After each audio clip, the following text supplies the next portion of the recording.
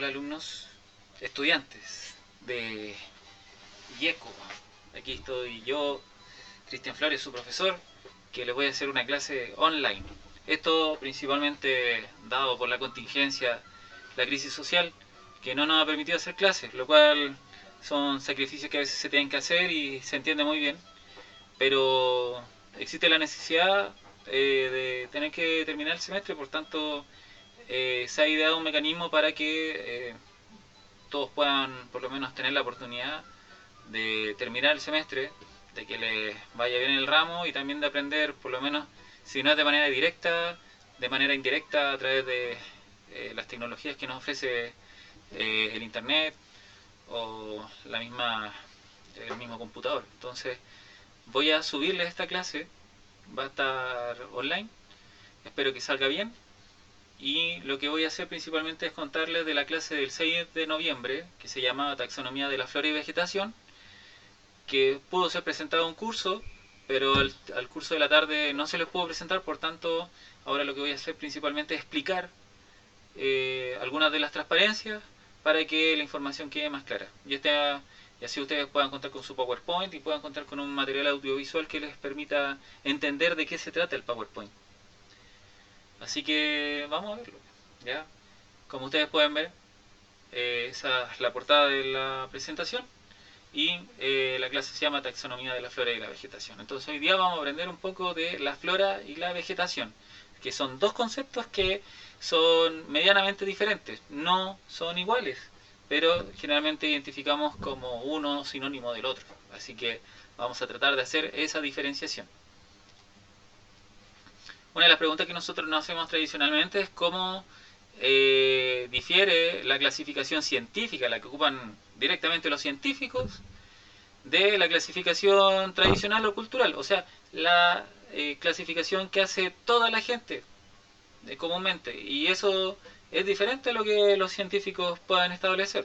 Entonces, la pregunta asociada a eso es, bueno, yo como ingeniero en ecoturismo, ¿qué clasificación debiera estar ocupando?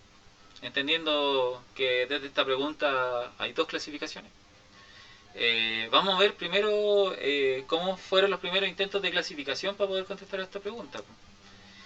Bueno, y aquí tenemos uno de los filósofos antiguos, Teofrasto, que hizo una de las primeras definiciones como tal o clasificaciones de las plantas.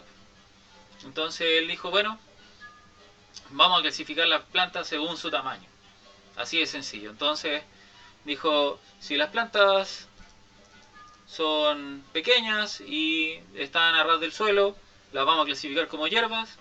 Si las plantas son un poquito más grandes, tienen un tallo medianamente leñoso y quizá alcanzan unos 3 metros de altura como máximo, podríamos clasificarlo de arbusto. Y ya estos plantas con troncos leñosos que alcanzan más de 5 metros o que inclusive pueden ser mucho más grandes, ya eso los clasificamos de árboles. Esta es una clasificación bien absurda porque parte hablando del tamaño, entonces no necesariamente lo que en un momento es un árbol, no lo que en un momento es una hierba, va a ser siempre hierba, a veces pueden crecer hasta el tamaño de un árbol, o lo mismo con un arbusto, a veces simplemente es un árbol que por las condiciones climáticas no adquiere un tamaño mucho mayor. Podemos tener ejemplos, por ejemplo, de los espinos, que tradicionalmente los vemos pequeños, asociados a arbustos, y en realidad un espino puede ser mucho más grande, y el espino es un árbol, entonces se le considera como arbusto. O podría pasar también con el canelo, que nosotros conocemos muy bien, que el canelo, bajo ciertas condiciones climáticas, por ejemplo de mucha altura o mucho frío, o estando en la nieve, el canelo que se desarrolla es un canelo enano que no alcanza más de 1 metro de altura, versus el canelo que nosotros conocemos que puede alcanzar 15, 20 metros de altura. Entonces esta clasificación de hierbas, arbustos y árboles no es una clasificación muy buena y puede ser una clasificación más coloquial o más tradicional. Tenemos por otra parte otro gran filósofo de miles de años atrás, Dioscorides, no me pregunten de cuándo es porque no tengo idea, pero Dioscorides también fue uno de los filósofos que empieza a clasificar la vegetación. Entonces él dice, bueno, vamos a clasificar la vegetación según la utilidad que me da a mí. ¿Y qué utilidad me puede dar a mí? Bueno, puede ser dos. Puede que la utilidad a mí me sirva para alimentarme, o puede ser que las plantas me sirvan para eh, lo que sería eh, la medicina.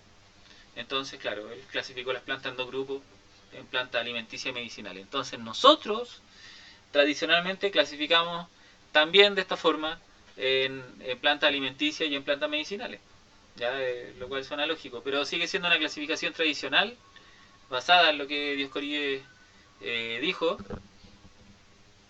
y no obedece a algún criterio científico propiamente tal. Uno de los libros o dos libros que están a disposición de ustedes y que pueden ocupar, que están en las páginas web que les estamos ocupando, la yecochilensis.blogspot.com, están para descarga, están liberadas, no estamos pirateando nada, así que podemos ocupar cualquiera de estos dos libros, este de Botánica Indígena de Chile, una visión indígena del uso de las plantas, y también tenemos esta otra guía de campo de plantas silvestres, comestibles y medicinales de Chile y de otras partes del mundo. Las pueden descargar, las pueden tener en su tablet o en su celular, y así pueden llevarla donde quieran. Ojo que aquí este segundo libro habla de plantas de otras partes del mundo. Resulta que Chile, por procesos de invasión, colonizaciones, las personas no llegan solas, han llegado con plantas de otros lados del planeta. Entonces esas plantas se han naturalizado en algunas partes y son plantas que la gente ocupa de manera normal, y al día de hoy, después de 500 años, la gente tiende a pensar que son nativas. Sin embargo, no son nativas, y, pero sí se ocupan de manera tradicional. Entonces son libros bastante buenos. Bueno, ¿qué es lo que queremos lograr con esta clase? Principalmente queremos reconocer la importancia de la vegetación en su trabajo, en el trabajo que puedan desarrollar en el futuro. Queremos que ustedes sean capaces de identificar la diferencia entre la flora y la vegetación, que nos adentremos en las problemáticas medioambientales que afectan a la vegetación hoy en día, y ver cómo el paisaje cambia producto de la influencia humana. ¿Ya? Bueno, una de las cosas que a nosotros nos llama la atención respecto de la vegetación es cómo esta vegetación puede verse alterada por el cambio climático. Entonces, nosotros podemos ver cómo informaciones respecto del cambio climático ya estaban siendo abordadas con anterioridad. Por ejemplo, el año pasado ya estaban hablando de que la vegetación se va desplazando hacia el sur. ¿Cómo es esto? O sea, esto me está diciendo de que, por ejemplo, las condiciones ambientales o climáticas van a provocar de que las plantas no sobrevivan a los cambios, y aquellas que sobrevivan vayan a ser las que siempre hayan estado adaptadas a esos cambios o a esos tipos de temperatura. Entonces, esto provoca que algunas plantas que tienen una distribución más amplia se vayan acotando hacia el sur a medida que la temperatura vaya aumentando. Entonces, en un intervalo quizás de unos 100 años, quizás menos, lo que se podría encontrar es que efectivamente la vegetación del norte y de la zona centro se puede extinguir en gran medida, y el remanente de vegetación que pueda quedar sobreviviendo podría ser la vegetación del sur. Un ejemplo de esto es como el 2018 el ministro de Agricultura nos hablaba de que el principal foco de plantación de agrícola que pueda existir iba a ser la región de la Araucanía. O sea que la región de la Araucanía se va a transformar en una zona agrícola principalmente debido al efecto del cambio climático. Eso conlleva grandes cambios y se asume que va a haber una gran pérdida de vegetación en esa zona, y que las condiciones van a ser óptimas para que se desarrolle la agricultura como se pudo haber desarrollado en la zona central, o como se pudo haber desarrollado eh, en la sexta y séptima región, por ejemplo.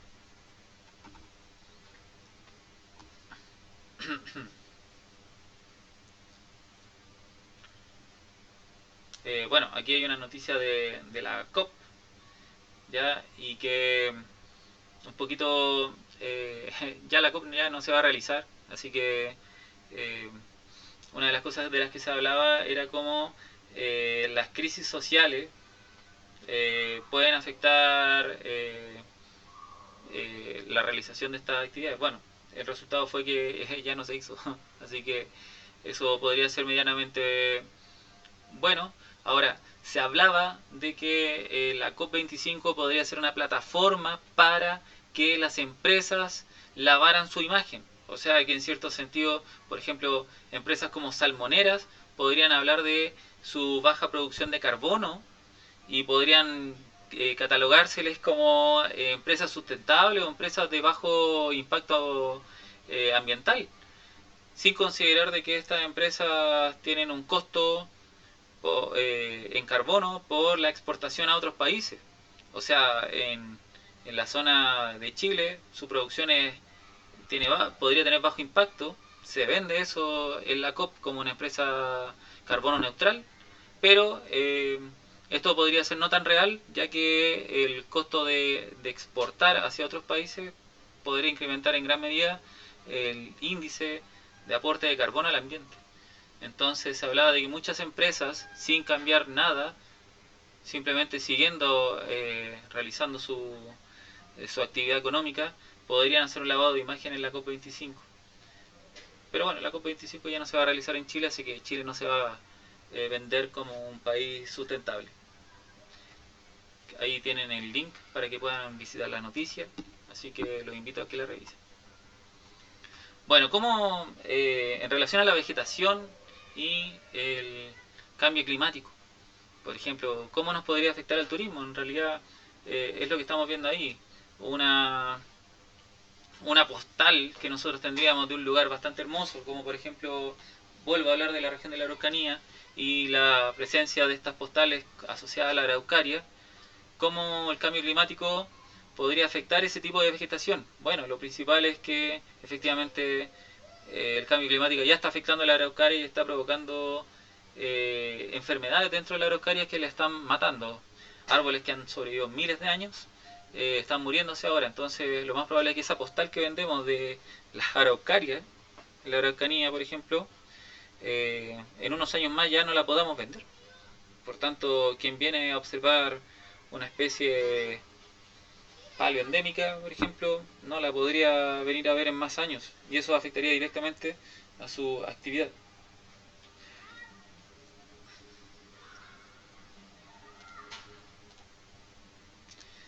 Una de las preguntas que nosotros nos podríamos estar haciendo es decir, bueno, ¿por qué es importante la vegetación? Ahora, nosotros entendemos la vegetación como el conjunto de plantas, de organismos vegetales que estamos viendo en un sector. Eh, entonces, por ejemplo, uno de los elementos que es importante es porque eh, dentro del ecosistema es un elemento clave, lo define. O sea, los ecosistemas se definen por el tipo de vegetación que pueden poseer. Y además, esta vegetación, junto con los cambios dentro de los ciclos biogeoquímicos, van interactuando de tal forma que se van alterando unos a otros. Por ejemplo, un ciclo biogeoquímico es el ciclo del agua. Y es muy importante observar cómo el ciclo del agua favorece, por una parte, el crecimiento de cierto tipo de vegetación. Zonas más húmedas o zonas más secas van a promover el crecimiento de ciertos tipos de plantas, pero además las plantas van a tener una capacidad de retener esa agua o de hacer que el ciclo del agua sea más lento. Entonces van a provocar, por ejemplo, que el agua se cicle de mejor medida estando presente la vegetación a que si la vegetación estuviera ausente. Tenemos, por ejemplo, el mismo Santiago, que Santiago ha sufrido aluviones, y estos aluviones están dados principalmente porque el contenido de agua que está en los cerros es muy grande y no puede ser contenido por una red de raíces de la vegetación como tal. Entonces el agua satura el suelo y este suelo cae, se desprende como un aluvión que quizás hace unos 20 años, por ejemplo, generaban grandes catástrofes dentro de la región metropolitana. Nosotros hoy día vemos como un Santiago sin vegetación es un Santiago donde el agua escurre donde el agua no se infiltra, donde el agua no pasa a la tierra y genera también inundaciones. Cosa que nos parece raro porque no llueve nunca. Entonces cuando llueve, ¿quién detiene esa agua? Nada, nadie. Y por eso la vegetación es importante ciclando eso. Ahora, el ciclo del carbono también es un ejemplo semejante. El contenido de dióxido de carbono en el ambiente es elevadísimo. Y las plantas, con su cuerpo, con su follaje, con sus troncos, por ejemplo, retienen una gran cantidad de carbono. O sea, si nosotros miramos esta imagen, esto que está aquí, esto nosotros podemos ver que es un gran reservorio de carbono. Y ese carbono, imagínense, ese tronco puede pesar 1 tonelada. Es 1 tonelada de carbono que está contenido ahí, que tú cuando lo quemas, por ejemplo, ya no lo vas a encontrar. ¿Listo? Vamos a colocar un poquito más arriba, para no tapar el texto. Entonces, ¿qué otra cosa más? ¿Por qué otra cosa es importante la vegetación? Bueno, una de las cosas que hace es tomar la energía solar y transformarla en energía química. ¿Esto cómo está dado? Principalmente está dado en que nosotros ya dijimos, captura el dióxido de carbono.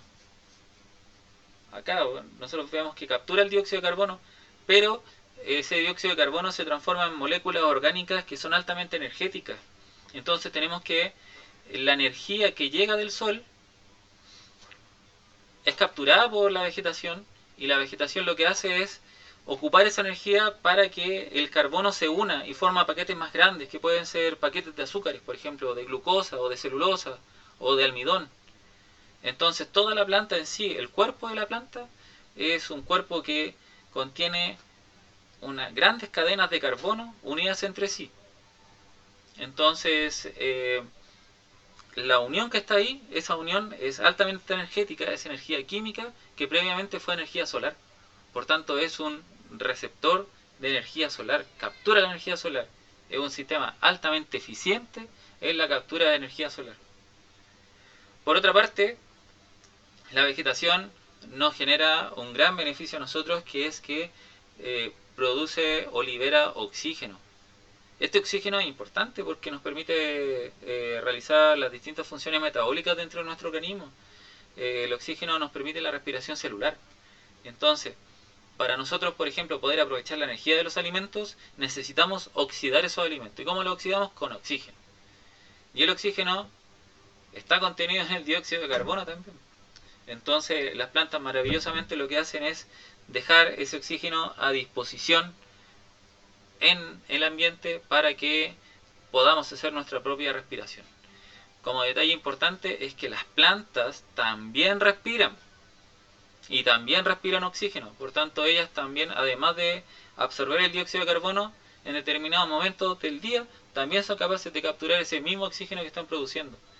Cuando las plantas colonizaron la Tierra, saturaron el ambiente de oxígeno, favoreciendo de que otros organismos vivos pudiesen colonizar el espacio. Otro elemento más que importante que hace la vegetación es que la vegetación afecta el desarrollo del suelo, favorece la producción de suelo. Nosotros podemos ver acá, donde está apuntado el cursor, podemos ver que existen distintos estratos de suelo, distintos niveles, y existe un nivel que es completamente inorgánico, que es suelo, que es mineral, hasta la última capa del suelo, el horizonte cero, que es altamente orgánico. Y este suelo altamente orgánico está formado por desechos de plantas y de distintos seres vivos. Acá caen las hojas, caen las ramitas, hay microorganismos que las descomponen y forman una cobertura muy rica en nutrientes. Esto no estaría así si es que sobre ella no hubiera vegetación. Un suelo desnudo generalmente podría partir del horizonte B o del horizonte C. Es un suelo seco, sin nutrientes, que en caso de alguna lluvia, por ejemplo, se podría desprender completamente y dejar solo el horizonte C. Entonces tenemos un horizonte rico en nutrientes, rico en sustancias orgánicas, donde vive una gran cantidad de organismos vivos, y además tenemos que es una especie como de esponja que permite retener el agua. Además la vegetación es un hábitat como tal. y la fauna se guarece en ella. Nosotros siempre hemos pensado que, por ejemplo, un árbol es un ecosistema por sí mismo, porque dentro del árbol pueden estar contenidos un montón de especies de distintos tipos, de distintos taxas, de distintos grupos. Entonces, la vegetación como tal actúa como un hábitat, como la casa de algunos organismos. Eh, bueno, la vegetación en sí también provee bienes y servicios a la humanidad, o sea, el ser humano tiene la capacidad de reconocer dentro de la vegetación elementos que para él son de provecho, que son de diferentes tipos. Por ejemplo, puede ser contemplación, puede ser que el ser humano reconozca la producción de oxígeno, puede ser que el ser humano reconozca la producción de madera dentro de un bosque, ya, o leña, por ejemplo, o encuentre lugares para desarrollo de su espiritualidad. Esos son bienes y servicios. Entonces que los seres humanos son capaces de valorar dentro de la naturaleza. Por otra parte, puede entregar experiencias espirituales y culturales. Distintas comunidades se pueden ver beneficiadas de la existencia de la vegetación o de la existencia de ciertos tipos de vegetación y pueden formar parte de su propia cultura. No sé, el caso, por ejemplo, de los pehuenches, que es la gente del Pehuen, la gente de la Araucaria. Ellos tienen una cultura en torno a los bosques de Araucaria. Entonces desarrollan su vida en torno a este magnífico árbol. Y bueno, puede ser mapeada fácilmente. eh, Rápidamente uno en una presentación de un Google Earth, por ejemplo, o un Google Maps, uno puede ver las diferencias que existen entre eh, los distintos tipos de vegetación, la presencia y la ausencia de vegetación. Acá, por ejemplo, nosotros podemos entrar al Google Earth, súper rápido. Rápidamente podemos entrar al Google Earth, por ejemplo, y acercarnos. Y de inmediato ya comenzamos a ver diferencias de colores dentro de un mapa, dentro de una imagen satelital. Entonces, por ejemplo, aquí rápidamente yo puedo estar reconociendo, esto es una zona rectangular, achurada. No, no sé si achurada, pero bueno, es una zona rectangular y si nosotros la miramos más en detalle vamos a ver líneas. Entonces nosotros rápidamente reconocemos que eso es una zona, un campo de cultivo. Por ejemplo, acá todo está seco y acá nosotros vemos gran cantidad de vegetación. Podemos asumir rápidamente que esto es bosque nativo, ya está más desordenado y está dentro de una quebrada. Podemos darnos cuenta que siempre hay zonas oscuras de alta vegetación que representan quebradas. Y si hay una quebrada, lo más lógico es que haya un río. Entonces aquí nosotros podemos rápidamente determinar en un mapa un río simplemente por la presencia de vegetación. Podemos ver las diferencias de color. Por ejemplo, aquí vamos a ver un color bastante claro versus un color bastante oscuro. Podríamos asumir que esto de inmediato es un bosque nativo, mientras que esto podría ser bosque exótico, una plantación, o podría ser simplemente un pastizal. Entonces, claro, rápidamente uno se podría mapear la vegetación, porque por sí sola la vegetación te puede mostrar diferencias.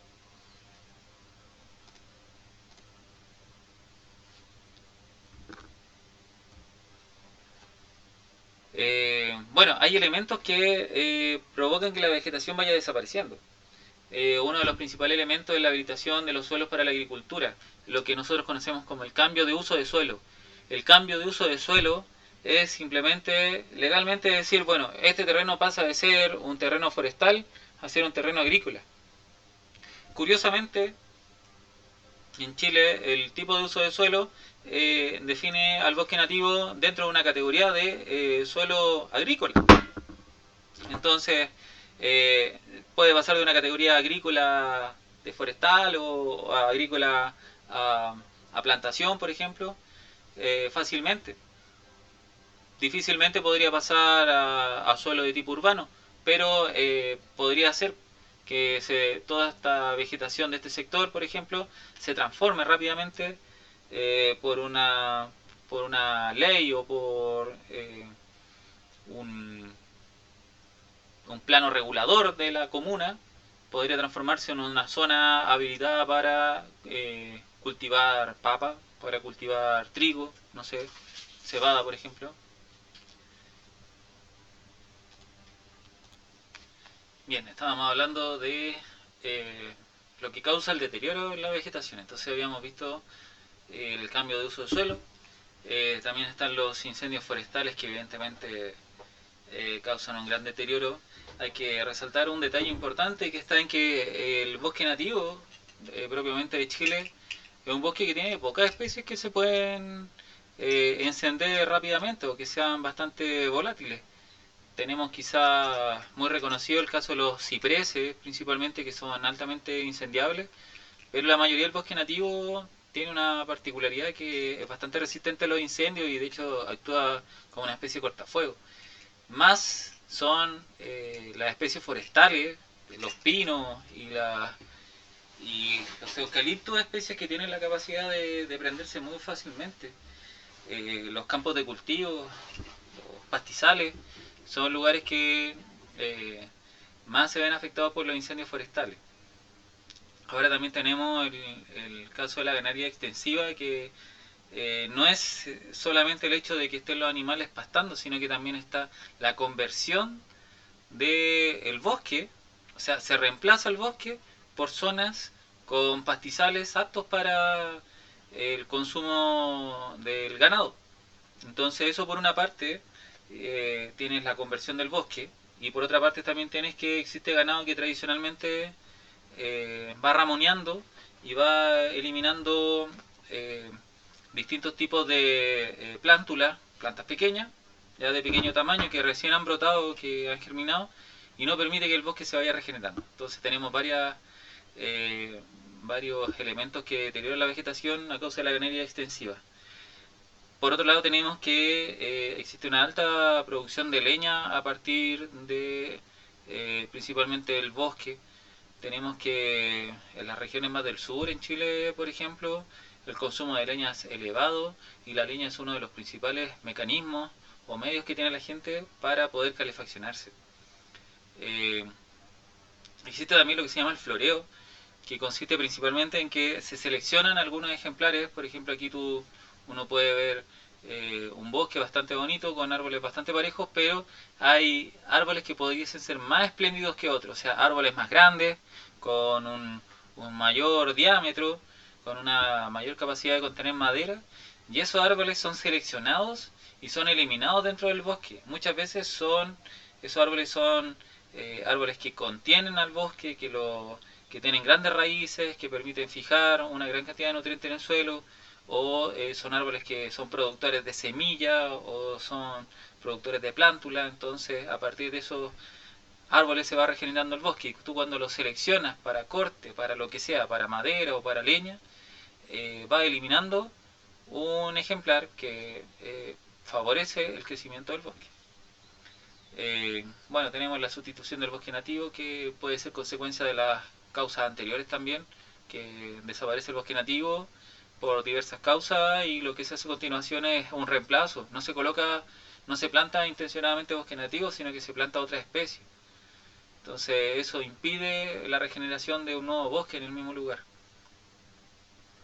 También tenemos que, por ejemplo, el cambio en las condiciones climáticas, el cambio en la temperatura media, el cambio en las precipitaciones también promueve desaparición de la vegetación, puesto que la vegetación depende de estas condiciones, depende de la temperatura y depende de la cantidad de agua específica.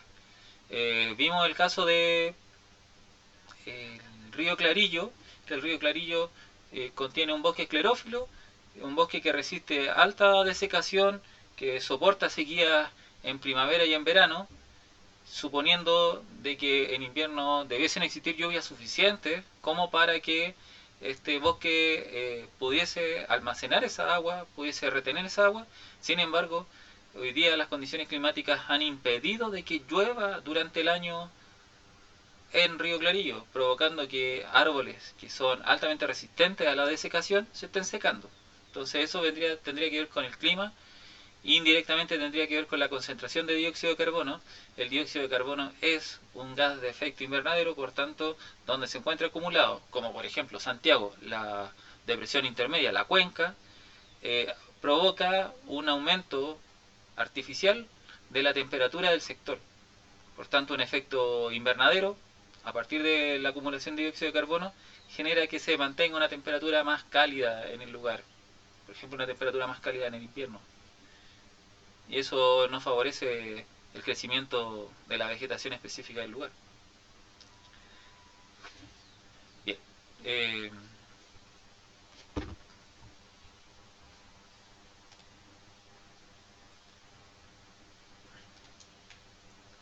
Acá tenemos un ejemplo de el 2017, un año clave por el tema de los incendios forestales. Cabe recordar que en este momento está ocurriendo un incendio forestal en Valparaíso, que también está acabando con grandes extensiones de territorio.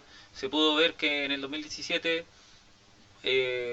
hubo una gran polémica por la utilización de estas aeronaves, principalmente el que se conocía como el Luchín y el supertanker, y vemos como después de haber hecho un análisis se pueden dar cuenta de que no es tan efectivo la utilización de estas aeronaves.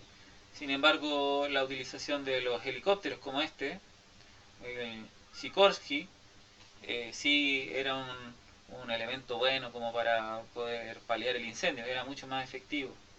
Entonces, también hay un tema aquí asociado a que se presentan los incendios forestales, son muy masivos, llaman mucho la atención, las noticias están presentes y los medios de comunicación favorecen a que se realicen ciertas acciones que de repente no son bien encausadas. El hecho de que existiera el supertanker no vino a paliar, a solucionar el incendio. Quizá el incendio ya estaba medianamente trabajado en su momento cuando ya vinieron a operar estas aeronaves, teniendo una baja efectividad.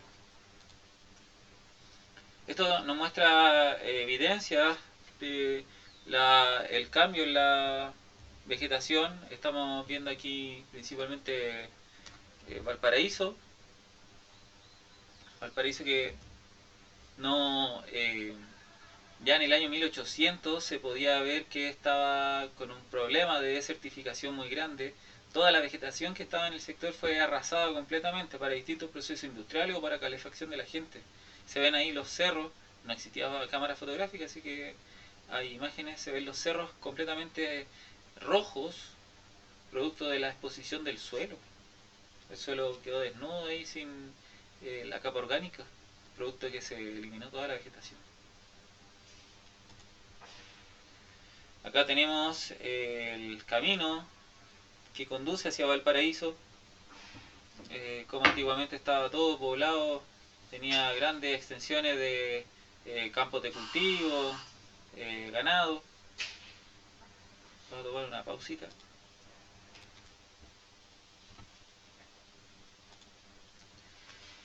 Y bueno, y aquí tenemos lo que va ocurriendo con el descenso de la vegetación a lo largo de los años. Tenemos que hace 10.000 años teníamos, voy a explicar un poquito el gráfico, simplemente el eje de las IES nos muestra la concentración o la cantidad de vegetación existente en Chile, este eje, y el eje de las X nos muestra el tiempo. Entonces partimos de hace más de 10.000 años al tiempo actual.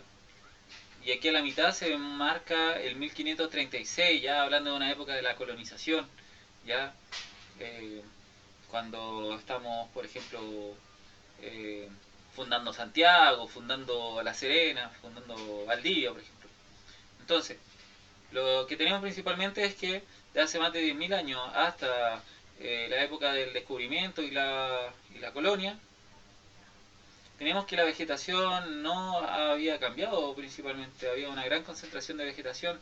Sin embargo, desde la conquista española comenzamos a tener ciertos loops, ciertos descensos de la vegetación, producto de que llegan los españoles y comienzan a consumir vegetación como loco. Y a no reponerla directamente.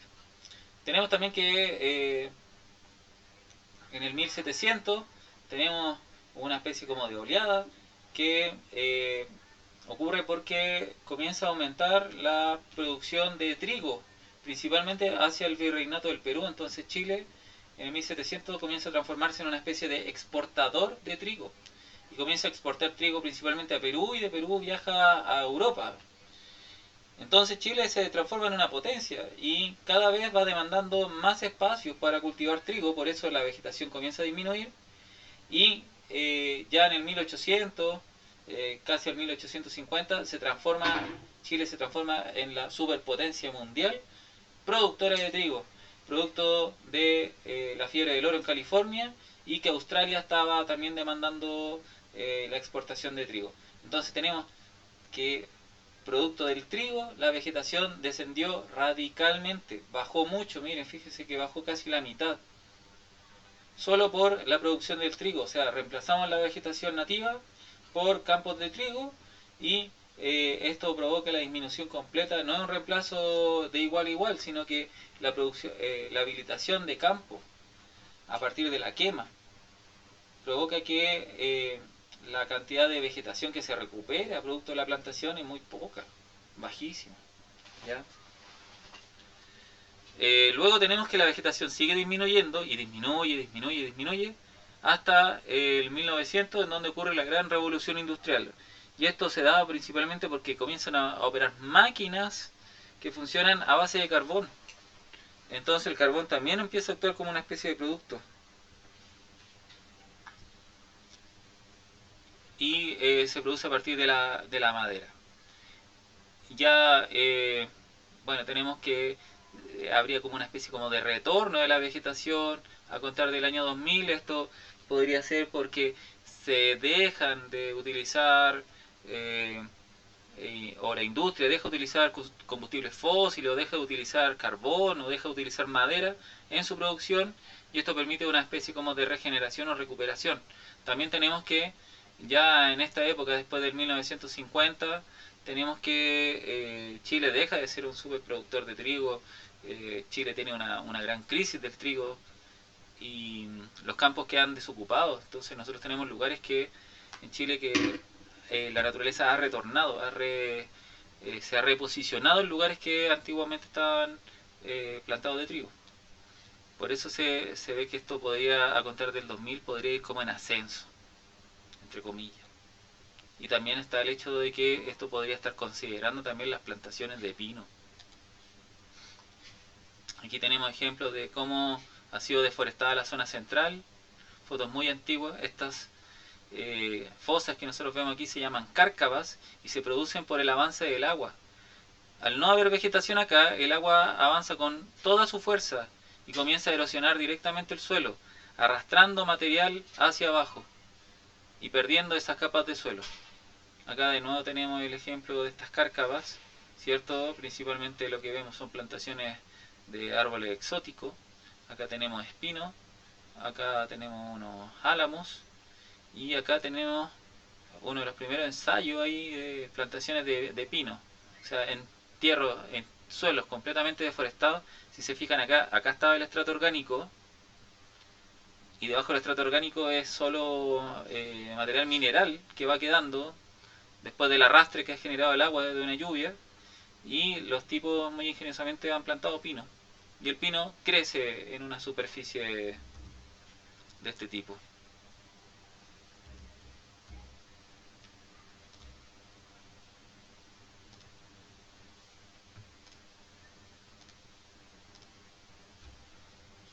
Acá tenemos una representación de lo que podría haber ocurrido en su tiempo. Por ejemplo, tenemos que en amarillo esto sería una zona, quizás la zona más metropolitana. En amarillo están las zonas que serían suelos desocupados, y en verde sería el bosque nativo. Nosotros podemos ver que del año 55 al año 79 lo nativo se ha ido recuperando. Hemos vuelto a tener bosque nativo al año 79, pero ya en el año 98, si bien tenemos más bosque nativo, se ha recuperado. Parte de lo que es vegetación nueva corresponde a plantaciones de pino, y eucalipto. Entonces también las plantaciones han incrementado la cantidad de vegetación en Chile en los últimos años. Acá tenemos, por ejemplo, San Carlos de Apoquindo en el año 55, una foto aérea, completamente deforestado, producto de las plantaciones de trigo, ya abandonado, Y en el año 2007 tenemos que la vegetación ha vuelto, ha retornado. Y tenemos lo mismo aquí en Río Clarillo. Por ejemplo, aquí tenemos dos vertientes de un mismo río. Acá completamente deforestado. Del año 55 al 2007 se ha recuperado el material vegetacional. Solo por el abandono. Porque ya no se ocupa el sector eh, para plantar trigo.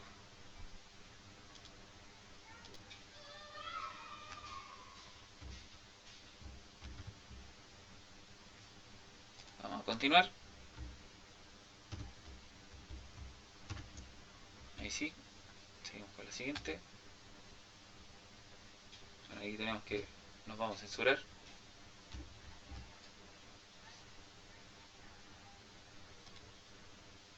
Esto está todo grabándose.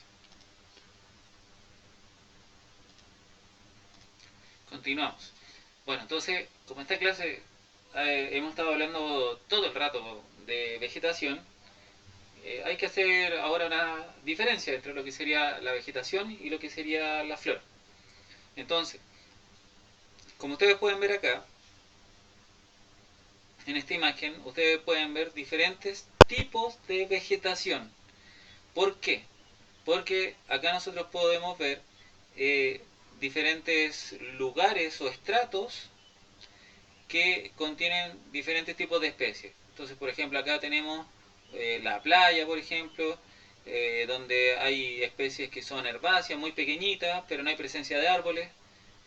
Mientras que si entramos hacia un bosque más grande, hacia el interior, podríamos darnos cuenta de que aquí esas mismas hierbas no están, hay predominancia de algunos árboles, la cantidad también cambia. Entonces nosotros podemos ver de que esta representación nos muestra la disposición de distintas especies, nos muestra la abundancia de otras especies, nos muestra cuáles especies son dominantes sobre otras, cuáles son las especies que colonizan el espacio, que lo conforman principalmente. Entonces eso, cuando yo veo la disposición, cuando veo las especies que son mayoritarias o que son dominantes, ahí yo estoy hablando de vegetación directamente, del ordenamiento que esto puede tener. En cambio, la flora es una descripción de plantas, de especies como tal. Por ejemplo, el herbario que ustedes desarrollaron era la descripción de la flora de un lugar específico, de la flora de Río Clarillo, porque me estaba hablando de las especies que hay, pero no me muestra la disposición en la cual se encuentran, no me muestra el estado en el cual se encuentran, no me muestra las alianzas, las conexiones que tienen con otras especies. Entonces, por ejemplo, claro, yo podría estar viendo el azulillo, por ejemplo, podría estar viendo esta planta, el azulillo, saber que está en Río Clarillo, y eso estaría hablando de que yo sé de la flora de Río Clarillo. Pero si lo analizamos en el bosque esclerófilo, podríamos ver de que el azulillo casi no está presente, o simplemente no existe. Entonces, cuando yo hablo de eso, estoy hablando de la vegetación. Y si, por ejemplo, miráramos los estratos más cordilleranos, más altos de mismo Río Clarillo, podríamos darnos cuenta de que allá, en esos sectores donde ya no hay árboles, predomina el azulillo, como una herbácea. Entonces, eso no estaría hablando de la vegetación como tal. Y la flora, como ya les dije, es simplemente mostrar la cantidad de especies o la diversidad de especies que existen en un lugar.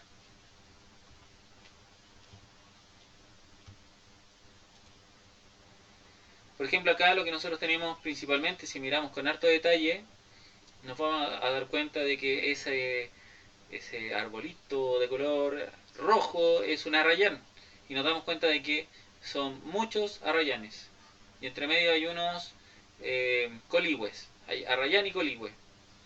Entonces yo cuando veo un lugar que contiene una elevada cantidad de arrayanes, yo ahí estoy describiendo la vegetación directamente. Estoy describiendo la vegetación.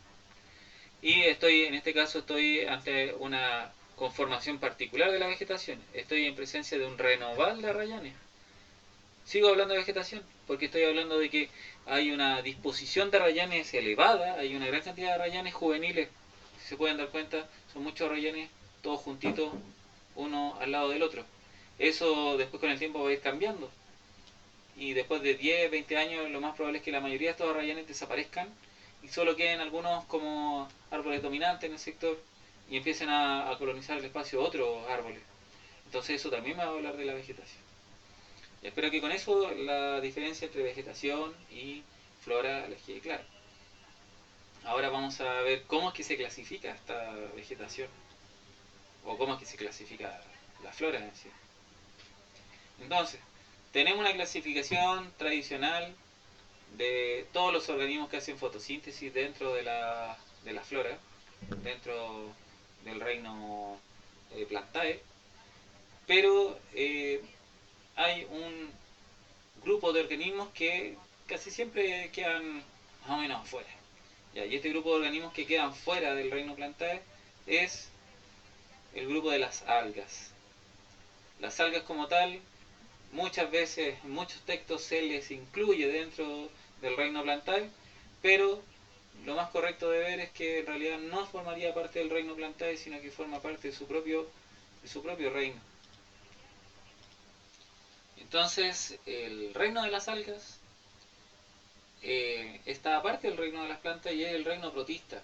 Y ese es un grupo súper diverso, súper complejo, que parte de organismos que son microscópicos hasta organismos que son macroscópicos. Pero, por ejemplo, miremos un caso chileno. Miremos el cochayuyo. El cochayuyo pertenece al reino protista y miren, imagínate el cochayuyo. Aquí directamente el cochayuyo no tiene forma bien definida. ¿Ya?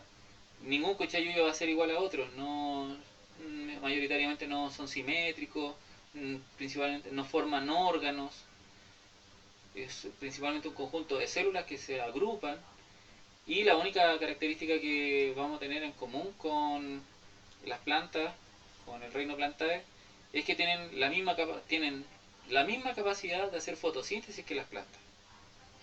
Sin embargo, podemos destacar algo de las algas, algo poderoso, algo interesante, y es que las algas son los organismos que proveen más oxígeno al planeta. Son los primeros organismos fotosintetizadores que transformaron el ambiente reductor del planeta Tierra a un ambiente oxidante. Y eso principalmente por el aporte de oxígeno que hicieron a la atmósfera. Cambiaron la atmósfera completamente. Y hoy en día es el océano el principal pulmón verde del planeta, debido a la alta presencia de algas. ¿Ya? No nos vamos a enfocar en las algas, así que las vamos a dejar de lado, pero vamos a seguir trabajando con principalmente el reino planetario. Bueno, tenemos diferentes grupos de plantas, tenemos los musgos, las hepáticas, los helechos, los equisetos, las coníferas, tenemos las dicotiledonias y las monocotiledonias. Disculpen por el esquema, como que se quedó medio mutante, pero entonces, existen plantas muy sencillas, vamos a partir de las plantas más sencillas a las plantas más complejas. Existen plantas muy sencillas que no tienen sistema vascular, son como, en el fondo son como conjuntos de células fotosintéticas que no tienen xilema ni floema, no tienen conductos por los cuales conducen los nutrientes o el agua y van pasando sus nutrientes, podríamos decir que van pasando los nutrientes de célula en célula. ¿Ya? Entonces tienen esta condición de que son grupos de células que van pasando sus nutrientes, no tienen órganos especializados para eso. Y dentro de ese grupo estarían los musgos y las hepáticas. Ahora van a haber plantas más evolucionadas que sí tengan sistema vascular, sin embargo no tengan semillas, no tengan flores, y eso van a corresponder a plantas vasculares como helechos y equisetos. Entonces los helechos y los equisetos sí tienen xilema y floema.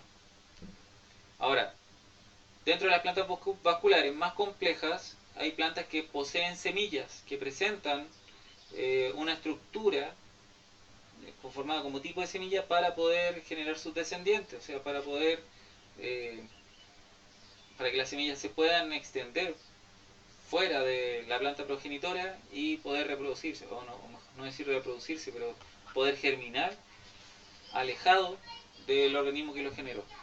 Entonces tenemos, dentro de las plantas con semillas, tenemos dos grupos, principalmente las que se conocen como las gimnospermas y las angiospermas.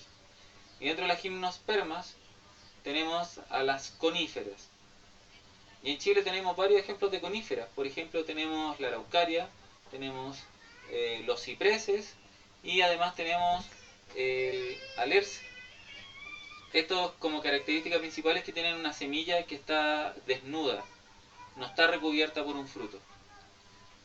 Ahora, plantas más modernas, más actuales, que han evolucionado más recientemente, son las angiospermas. Y las angiospermas son plantas que presentan su semilla envuelta en algún tipo de fruto. Puede ser un fruto carnoso, un fruto seco, pero principalmente envueltas en un fruto y que tienen presencia de flor. ¿Sí?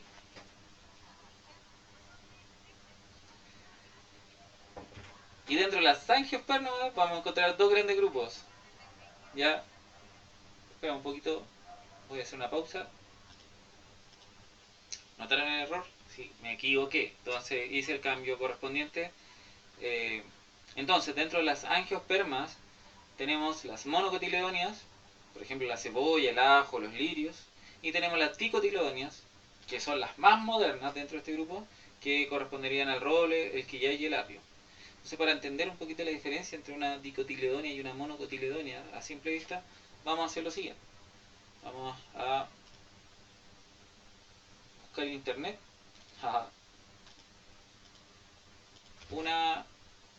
la semilla, no, el fruto de el maíz.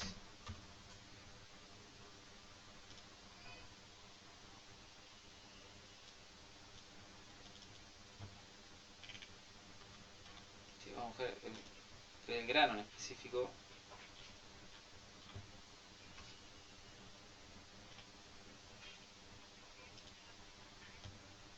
Por ejemplo ahí. Entonces podemos ver que eh, la gracia de las monocotiledóneas está, por ejemplo, en el maíz, que tiene un único cotiledón, que es esta estructura grande, que uno lo reconoce como el diente, generalmente, y tenemos el embrión propiamente tal. ¿Ya? En cambio, si nosotros nos fijamos en una dicotiledonia como el poroto, por ejemplo,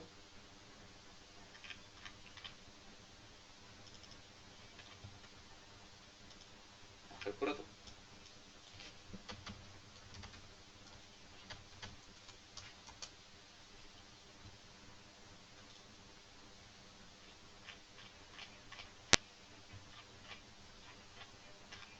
no aparece la imagen, por favor, por favor.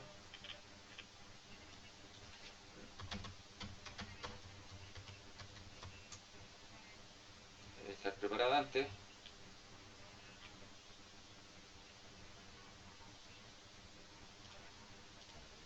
Bueno, entonces aquí tenemos un ejemplo. El poroto tiene dos cotiledones, que son como estas dos semillitas que se le abren cuando uno se lo está comiendo, ¿cierto? Que en el fondo es una semilla. Y tiene un embrión. Ahí se ve el embrión, ¿cierto? En cambio, tradicionalmente el maíz, el choclo, tiene un cotiledón nomás. Y así distintas plantas van a presentar esta característica.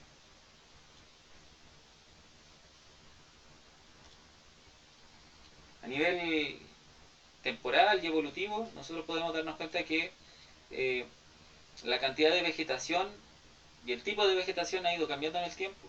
Entonces, esta gráfica lo que principalmente nos muestra es la cantidad de especies y el tiempo. El tiempo cero sería como el tiempo actual. Y nos muestra que las plantas más modernas, más recientes en el planeta son las angiospermas.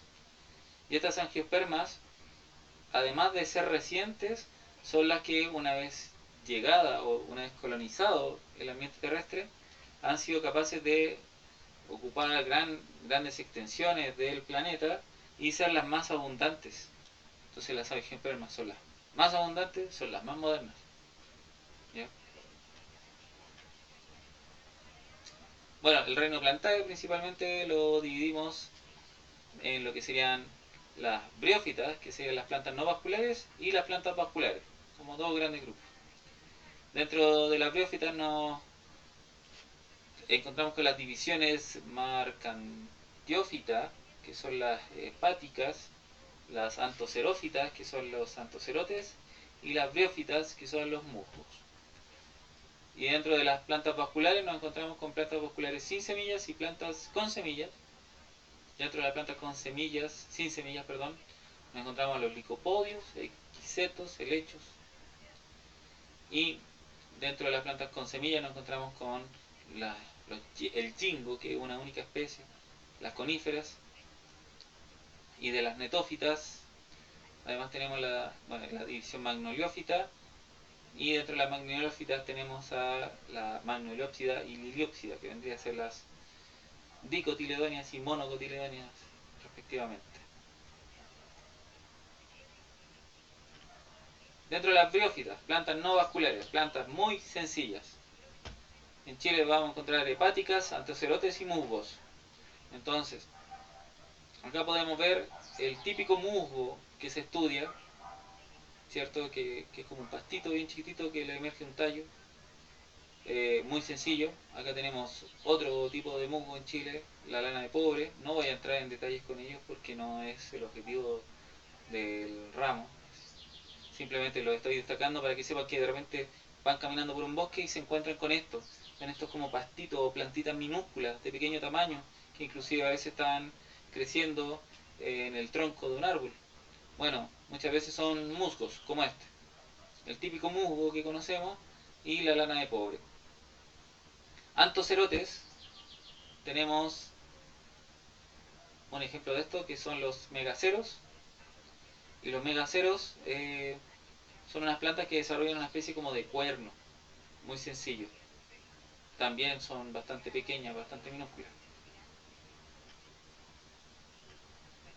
Y por último tenemos una hepática, ¿cierto? Aquí, que se llama Kiptolicha grandiflora, que son las típicas como plantitas pequeñas que uno puede ver que no van a desarrollar flores, no van a emerger más que eso. Acá tenemos un ejemplo de un lugar donde podríamos encontrar mayoritariamente este tipo de plantas y nos podemos dar cuenta de que en un humedal, en una turbera, nosotros podríamos encontrar gran cantidad de distintos tipos de briófitas, ¿ya? Que se podrían estar desarrollando. Acá particularmente se desarrolla una que se llama el sphagnum, que también se le conoce como el pompón, que tiene mucho interés económico, porque tiene una gran capacidad de absorber agua, absorbe mucha agua y la ocupan, por ejemplo, para los jardines, como una especie de esponja rica en nutrientes, con capacidad de mantener una gran concentración de agua en la planta. De las plantas vasculares, plantas con xilema y floema, tenemos las plantas vasculares sin semillas, los licopodios, los equisetos y los helechos. Entonces, acá tenemos un licopodio, que son bastante minúsculas, muy pequeñitos, desarrollan estas especies como de cuernos que vendrían a ser la estructura reproductiva, son como arbolitos pequeños, yo les digo. Los, tenemos licopodios, los equisetos, acá tenemos por ejemplo la hierba del platero, una hierba muy sencilla, que se ocupaba principalmente para limpiar plata. Aquí tenemos también el cono reproductivo y tenemos los helechos. Y aquí tenemos un tipo de helecho, el adiantum, por ejemplo, o el palito negro que ustedes conocen, típico, o el costilla de vaca, que son helechos comunes. Por último, dentro de las silotófitas, en Chile se encuentra una única especie, el Silotum nudum, y particularmente una especie endémica de Chile y es endémica de Isla de Pascua y se encuentra dentro de un volcán. O sea, es una especie muy difícil de encontrar. Dentro de las plantas con semillas, nosotros no vamos a encontrar en Chile principalmente cicadófitas, netófitas y ginkófitas. Ahora, el jingo, que es una única especie, vamos a ver que en realidad como planta ornamental se ha repartido por todo el planeta. Entonces la presencia de ginkgo en Chile está más que nada por un uso ornamental. Pero dentro de la división ginkgófita, el ginkgo biloba es una única especie que igual se le puede encontrar en Chile. ¿Pero qué vamos a encontrar en Chile? Principalmente pinófitas, coníferas y magnoliófitas. Esas son las plantas que principalmente vamos a encontrar. Bueno, aquí tenemos las cicadófitas, se parecen mucho a las palmeras. Las netófitas también, hay algunos ejemplares que se parecen a palmeras, no es relevante eso.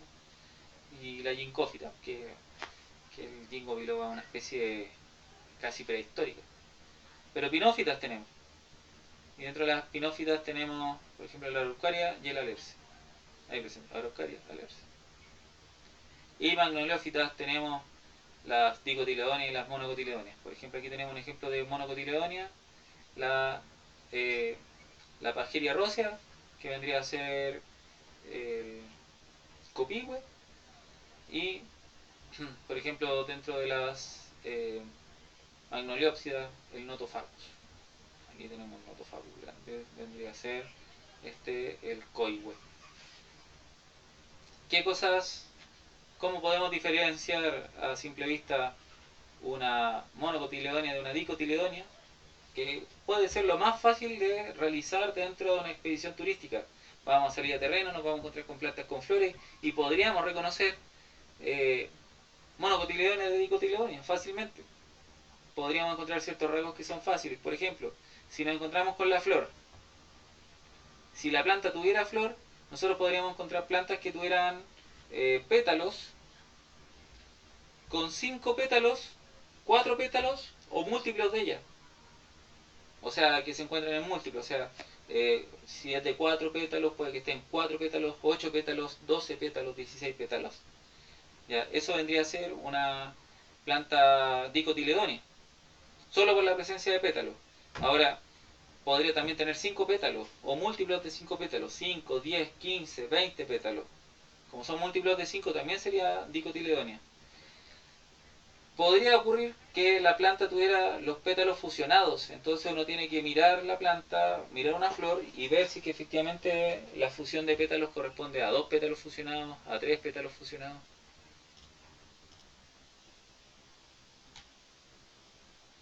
Bien.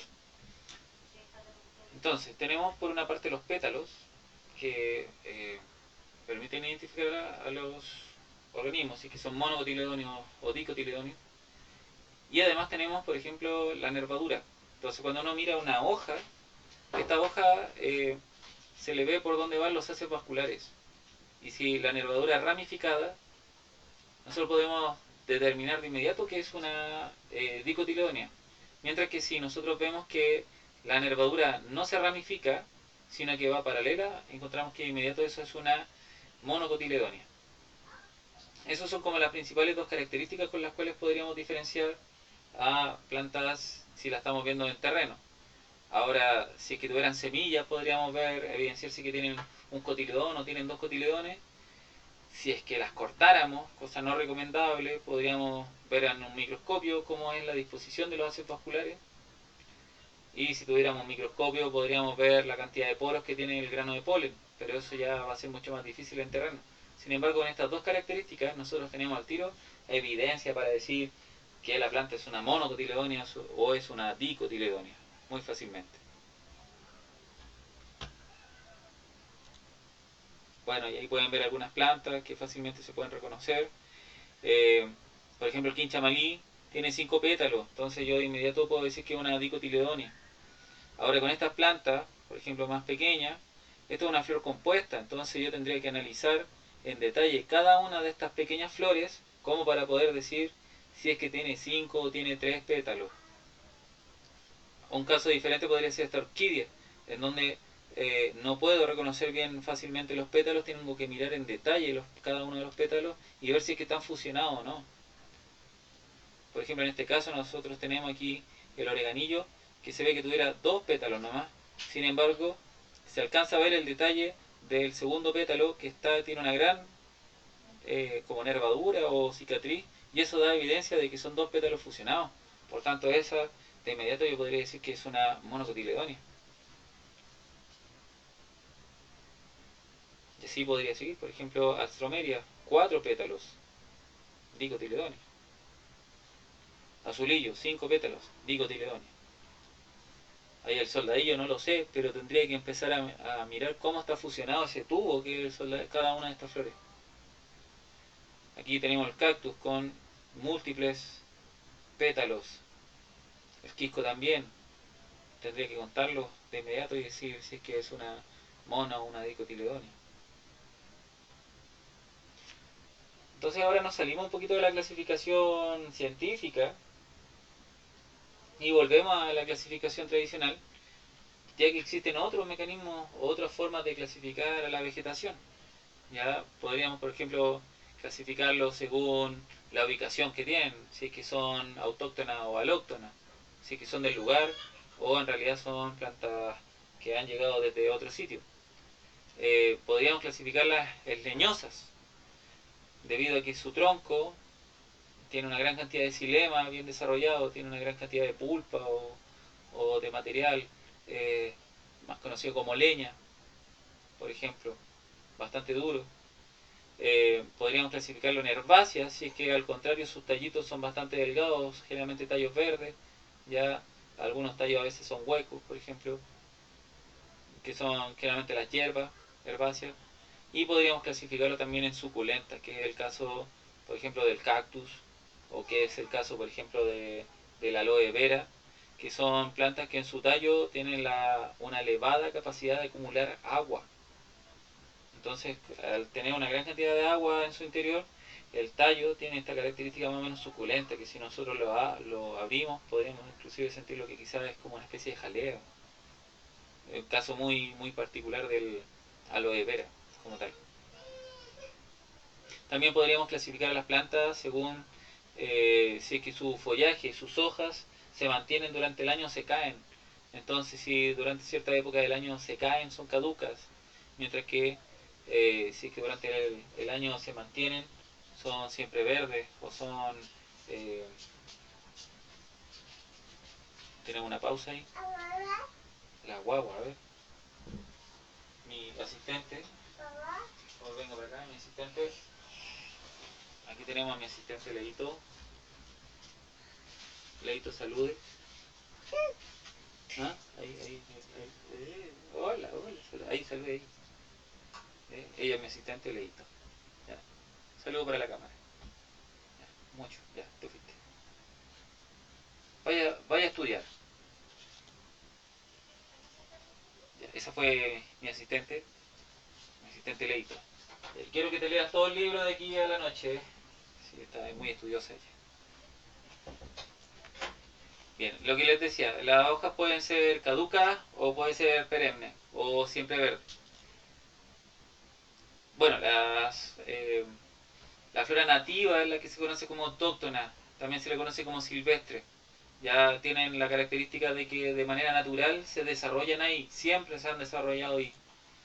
Por otro lado, las plantas exóticas o alóctonas o introducidas son plantas que de manera natural no se desarrollan ahí y están ahí principalmente porque llegaron por acción humana. El hombre las colocó ahí, el ser humano, ¿verdad?, las colocó ahí.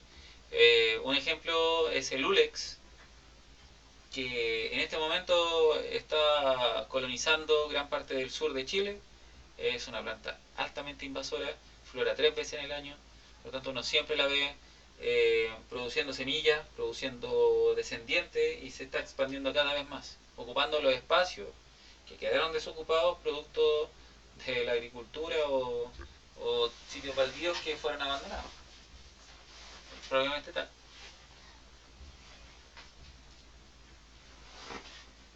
Entonces, por ejemplo, nosotros debemos tener ojo, cuidado con la información que transmitimos a los turistas, porque pueden ser plantas muy bonitas, pero que no corresponden de manera natural al sitio. Entonces, por ejemplo, acá tenemos el Ulex, que siempre se encuentra asociado a la carretera, al camino, lo tenemos en grandes cantidades, pero también tenemos, por ejemplo, el dedal de oro, que tradicionalmente se encuentra en los caminos de lo que sería la línea del tren, por ejemplo.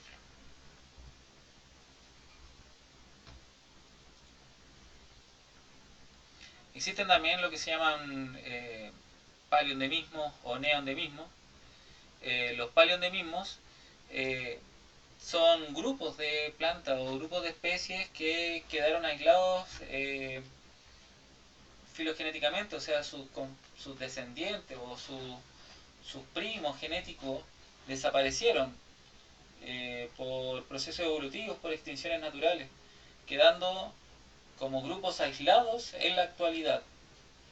Entonces podemos, por ejemplo, Chile, que ha sufrido por hartos procesos de cambio, de modificación de su paisaje, ha generado que en ciertas zonas queden grupos aislados que en otras zonas se extinguieron.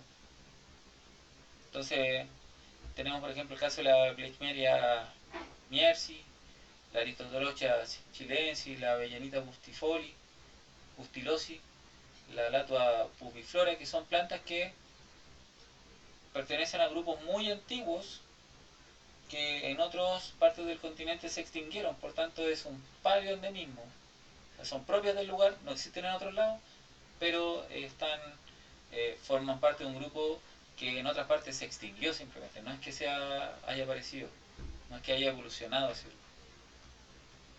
Eh, por ejemplo, el alerce, el keule, la araucaria, etcétera. Y los neoendemismos son grupos que evolutivamente son recientes y se han formado hace muy poco. Entonces tienen, claro, principalmente en el continente, por ejemplo, podríamos encontrar grupos que están muy emparentados, pero que son propios del lugar. ¿Ya? Eh, tenemos la Clarkia, la Facelia, el Senecio. Son grupos que son géneros que son recientes y son endémicos, son de acá. No se han extinguido en otro grupo, en otro lado, sino que han aparecido en el continente. Cosa curiosa, por ejemplo, aquí se muestra que Chile tiene 55.000 especies vegetales en total. Se piensa que podría tener 55.000 especies vegetales, de las cuales el 50% es endémico. Si miramos Australia, que nos habla de 12.000 especies, Australia tendría un más elevado endemismo. Sin embargo, si sacamos cuenta, si calculamos el 50% de las 55.000 especies y el 75% de las 12.000 especies, nos damos cuenta de que Chile tiene más especies endémicas.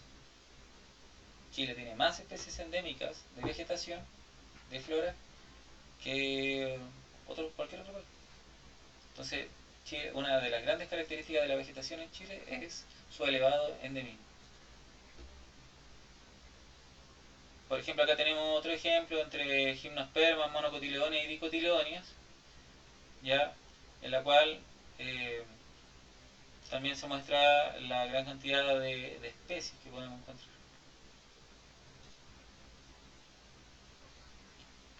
Eh, Algunas plantas van a tener follaje que les dure o, o hojas que se les van a caer, entonces principalmente aquellos grupos que sus hojas se caen los clasificamos como caducos, y aquellos grupos que las hojas se permanecen durante todo el año los vamos a clasificar como perennes. Por ejemplo, el ñirre pierde sus hojas, el canelo no pierde sus hojas todo el año, las conserva. Entonces tenemos diferentes. Bueno, la diferencia entre una planta leñosa y una planta herbácea. Vamos a tener que, por ejemplo, una planta leñosa es de consistencia dura. O sea, yo no la puedo apretar, no la puedo doblar. Es leñosa, tiene lo que se llama un crecimiento secundario y desarrolla una sustancia lignificante, una lignina. Esta, Estos vasos, estas traqueidas, son células muertas que se desarrollan en el xilema, que es la madera que uno conoce principalmente. Eso es propio de una planta leñosa. Ahora, una planta herbácea es una planta con un crecimiento primario solamente, no crece mucho, sus tallos son débiles, eh, estos tallos se pueden doblar, eh, quizás tienen una expectativa de vida un poco más lenta, no pueden durar tantos años, ya, y no presentan tanta lignina ni tantos vasos eh, como traqueidas, o no presentan traqueidas directamente.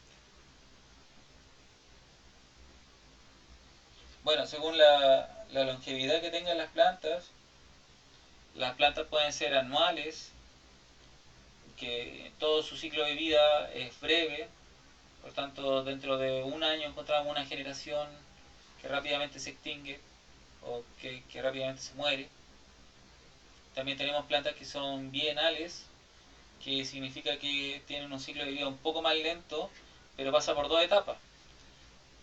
Una etapa vendría a ser el crecimiento vegetativo, que la planta va a crecer en tamaño, va a acumular recursos, y una segunda etapa podría ser una fase reproductiva, en donde ya creció y en su segunda etapa desarrolla sus órganos reproductores para poder generar su semilla y poder eh, repartir sus descendientes. Entonces eso va a traer una planta bienal. Y existen plantas que son plurienales, ¿ya? Y estas plantas plurienales tienen la característica de que puede pasar mucho tiempo en el cual las plantas tengan la capacidad de desarrollarse y germinar y después morir. Entonces son plantas que se pueden mantener mucho tiempo. Por ejemplo, una planta anual va a durar la temporada del año. Una planta bienal puede estar un año acumulando recursos y el otro año reproduciéndose, por ejemplo. Y una planta plurienal puede estar muchos años en estado vegetativo y de repente pasar a un estado reproductivo y morir. Bueno, también tenemos las plantas monocárpicas y policárpicas. Tenemos, por ejemplo, acá tenemos un ejemplo bien clarito. Esto es cebada y esto es lúpulo. ¿Ya? Eh, que sirve para fabricar un brebaje más o menos conocido, ¿ya? Que se llama cerveza. Entonces, eh, la cebada es una planta monocárpica que solo va a generar semillas o frutos una vez en su vida. Florece una única vez eh, y después de su floración produce solo un contingente, un número grande de semillas y después muere. En cambio, el lúpulo es una planta policárpica. Entonces el lúpulo, uno puede tener el lúpulo varios años y todos los años va a florar. Entonces durante varios años va a estar generando descendientes. Entonces, por ejemplo, ahí ustedes tienen, aquí abajo lo que se ve es el rizoma del lúpulo, que es subterráneo, un tallo subterráneo que se mantiene subterráneo y cuando llega la época reproductiva genera tallos aéreos, los cuales generan estos lindos cogollos y después estos cogollos se brotan, se caen o son comidos directamente por los animales y eh, el resto del año se conserva el tallo subterráneo y al otro año vuelve a producir semilla.